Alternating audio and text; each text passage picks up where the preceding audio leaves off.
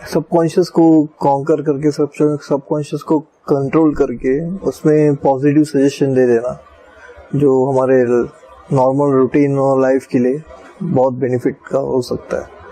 Stress से दूर रह सकते हैं, बहुत सारे मेंटल प्रॉब्लम से दूर आ जा सकता है, मेमोरी एनहांसमेंट से काफ़ी अच्छी हो सकती है, सेल्फ कॉन्फिडेंस बढ़ सकता है। वर्क प्लेस पे भी इसका बहुत सारा बेनिफिट है कि आपका कंसंट्रेशन बढ़ गया तो आउटपुट अच्छा आना स्टार्ट हो जाता है। अगर हेल्थ इश्यू है कुछ पर्टिकुलर तो उसमें पेन किलिंग का काम कर सकता है, पेन किलर्स आपको कम लेनी पड़ेगी। हेल्थ बेनिफिट भी बहुत सारे हैं। कोई पर्सन है स्टैमरिंग है, उसको स्टैमरिंग निकाला जा सकता है। इसको साइंटिफिकली एक्सेप्टेड चीज़ है, हिप्नोटिज्म में साइंस एक्सेप्ट कर चुकी है। इंडिया में हमारे सुप्रीम कोर्ट ने इसे एक्सेप्ट किया हुआ है।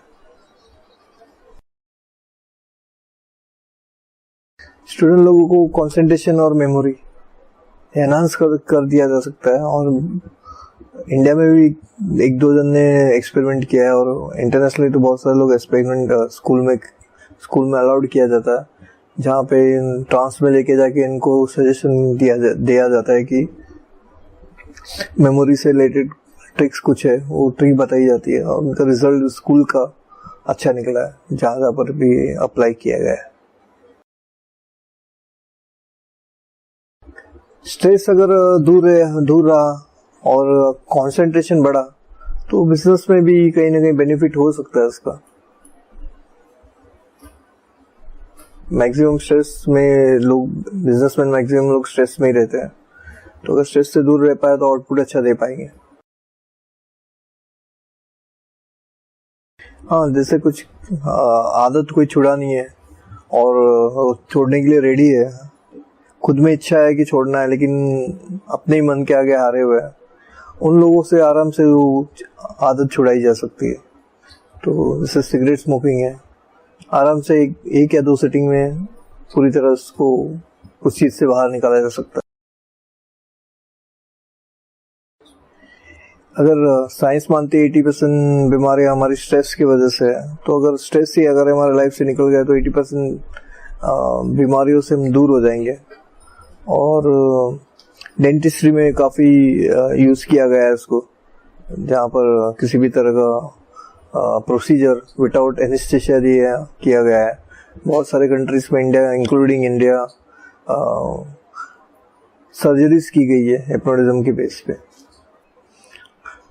जो कुछ बेस लेवल की जो छोटी छोटी चीज़ें हैं, वो जैसे स्टमक से रिलेटेड एसिडिटी है, स्टमक पेन किसी को रहता है, ज़्यादा करके स्ट्रेस है, सर दर्द है, ये सब स्ट्रेस की वजह से ज़्यादा करके रहता है, डेली कंटिन्यूसली मेंटेन रहता हो, वो पूरी तरह सॉल्व हो सकता है।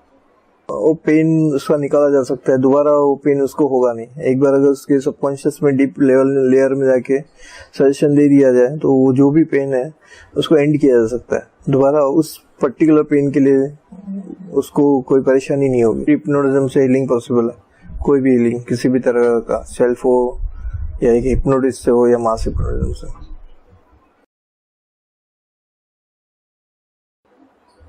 अगर हमारा माइंड फैमिली प्रॉब्लम सॉल्व करने के लिए, अगर हमारा माइंड अगर कहीं ना कहीं ठीक चल रहा है तो घर के इश्यू भी सॉल्व हो सकते हैं। अगर हम ही अगर मेंटली डिस्टर्ब चल रहे हैं तो वो डिस्टर्बेंस का अफेक्ट कहीं ना कहीं फैमिली में आता है। तो उस ढंग से हम अगर हमारे अंदर ही एक चेंज आ गया तो फैमिली की तरफ भी चेंज आ ही जाएगा। सेल्फ हिप्नोसिस में हम सेल्फ सजेशन देते हैं, अपने आप को सजेशन देते हैं, अपने आप को हील करते हैं, अपने आप को रिपेयर करते हैं, अपने माइंड को रिपेयर करते हैं। अपने हिसाब से हमारा डिजाइन खुद हम बना सकते हैं कि आगे हमारा माइंड किस ढंग से वर्क करना चाहिए, किस चीज में हमारा माइंड डिस्टर्बेंस से दूर रहना चाहिए, कोई क्या अच्छे इनपुट्स हमारे माइंड में हम डालने हैं। सेल्फ में हम खुद ही अपने आप को कर सकते हैं। और नॉर्मल हिप्नोटिज्म में हमको एक हिप्नोटिस्ट लगता है जो हमको सेम सजेशन हमको दे, हमारे सबकॉन्शियस में डाले। सेल्फ में हम खुद कर सकते हैं।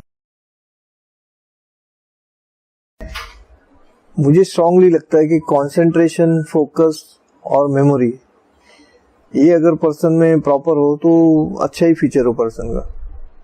जनरली डिस्टर्बेंस तब होता है जब उसका कंसंट्रेशन खराब हो जाता है या लाइफ में फोकस नहीं है वो, या मेमोरी उनका साथ नहीं दे रही है, फिजिकली अगर उनको कोई किसी तरह का एलिमेंट है जो ज़्यादा करके साइकोलॉजिकल होता है, वो उसमें अगर फंस गया, ट्रैप हो गया, तो सक्सेस रुक जाता है। तो इन चीज़ों को पूरी तरह हिप्नोटिज्म सॉल्व कर सकता है, क्योर कर सकता है।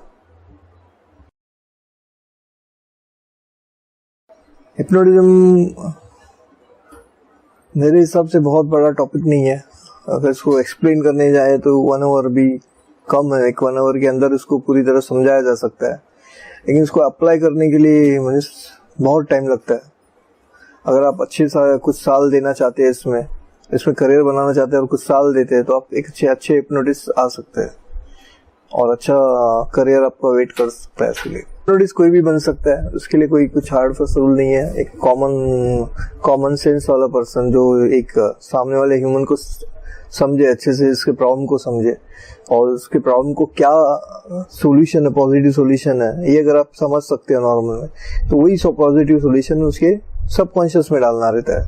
तो हिप्नोटिज्म बनना आसान है। हिप्नोटिज्म में बहुत सारे चक्र का प्रैक्टिस करते हैं, मतलब बहुत सारे त्राटक से, प्राणायाम से, जबकि मॉडर्न हिप्नोटिज्म में जरूरी नहीं है कि आपको प्राणायाम का प्रैक्टिस करना है, त्राटक का प्रैक्टिस करना है। मॉडर्न हिप्नोटिज्म में कुछ बेसिक समझकर उसके सबकॉन्शियस को सजेशन दे देना।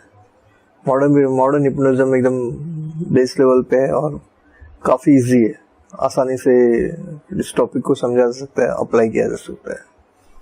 ट्रेडिशनल में वही काफ़ी चीज़ें करनी पड़ती है, हमें काफ़ी चीज़ों का प्रैक्टिस करना पड़ता है।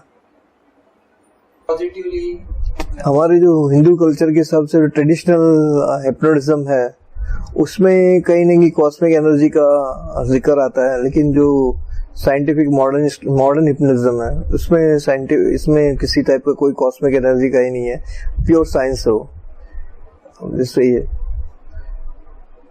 प्योर साइंस और कुछ नहीं। जो गुरुजन जानते हैं हमारे, वो देने को रेडी नहीं है आगे के जनरेशन को, और दे भी रहे तो कुछ गिने चुने लोगों को दे रहे हैं जो उसके आगे फॉरवर्ड नहीं करते। तो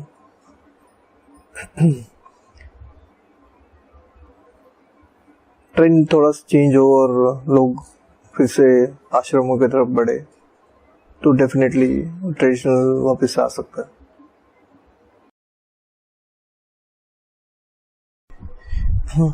मेजर इंडिविजुअल हिप्नोटिज्म में एक सब्जेक्ट को 1-to-1 बेस पे हिप्नोटाइज किया जाता है। मास में, क्राउड्स में पूरे एक साथ एक भीड़ को एक साथ इकट्ठा किया जाता है।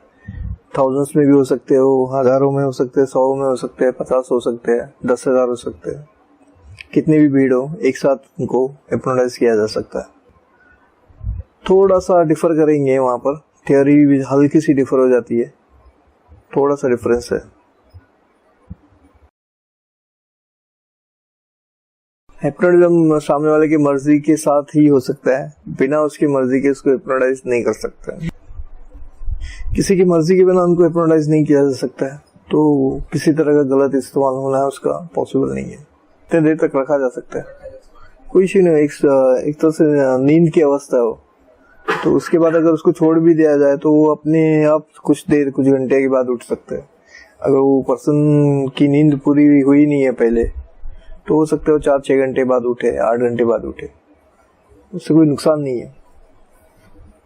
किसी भी फील्ड का एक्सपर्ट हमेशा अच्छा रिजल्ट देता है, तो रिजल्ट वेरी करता है, बाकी तो सेम है, हिप्नोटिज्म सेम है। रिजल्ट अलग अलग हिप्नोटिस्ट का अलग अलग रिजल्ट आ सकता है।